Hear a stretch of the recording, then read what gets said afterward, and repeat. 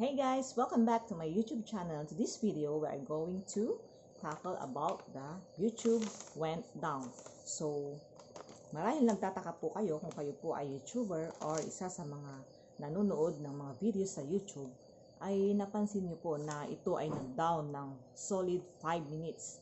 So, pati po ang Gmail account ay hindi po mabuksan and ito po ay nagahang. And sabi ng server doon sa YouTube ay your server is have a problem or occurred a problem. Nakalagay doon is error 503.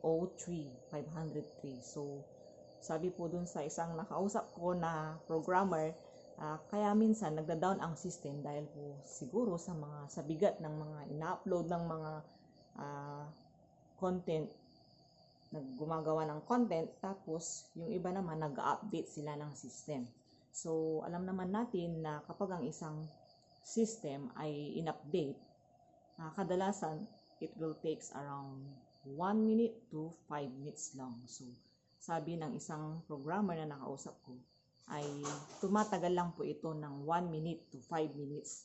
So, kailangan na maibalik po yung service ng isang system. O, yun, yung tinatawag na yung ating mga social media accounts, kagaya ng YouTube at yung ating mga Gmail. Sa Messenger, okay naman yung Messenger ko kanina. So, inobserve ko yung pagkawala ng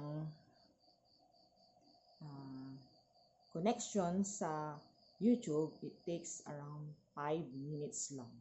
So, marami po sa inyo ang nagtataka dahil ito po ay parang ngayon lang nangyari. So, malinaw po ang sagot na pwedeng ang server ay nag-update sila and yung mga iba is may inaayos sila. Alam naman natin na every end of the month ay may mga cut-off na ginagawa ang mga programmer or sa isang company na meron silang ginagawang cut-off sa pag-maintain ng isang system.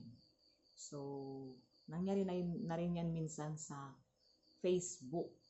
Hindi ko alam, way back 2018 yata yun or 2019. Basta kung maaalala nyo ay nag-down din yung service ng Facebook, pero agad naman nilang naayos. So, nagkaroon lang ng konting trouble sa YouTube and it takes around 5 minutes long. So, huwag kayong mag-alala kasi nag-check na ako kanina ng YouTube and yung Gmail ko is pwede na rin siyang mabuksan. So, sabi nga doon, tama nga yung sinabi nila, nung nakausap ko na programmer na it takes around 1 minute or 5 minutes long lang na pwedeng mag-down ang isang server.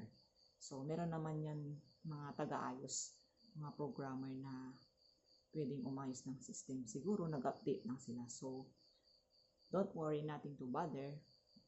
So, short lang yung video na to, guys, just to inform you that everything is doing well on YouTube and your Gmail. So, you can check your YouTube account or your Gmail account to make sure that everybody is okay.